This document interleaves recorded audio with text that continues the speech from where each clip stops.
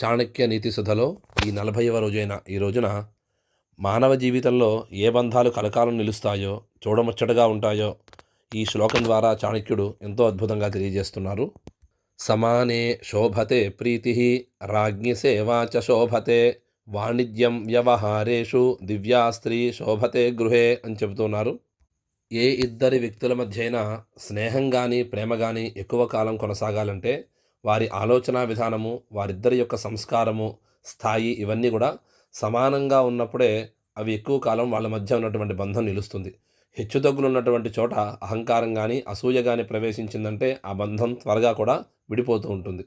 అలానే ఒక రాజు వద్ద కానీ, ఒక ప్రభుత్వ అధికారి వద్ద కానీ పనిచేసేటువంటి వారు ఆ పదవిలో ఉండేటువంటి వాళ్ళకి ఇచ్చేటువంటి గౌరవం కానీ, క్రమశిక్షణ ఏదైతే ఉంటుందో అదే అక్కడ వారిద్దరి మధ్య కూడా శోభను కలగజేస్తూ ఉంటుందని చెప్తున్నారు.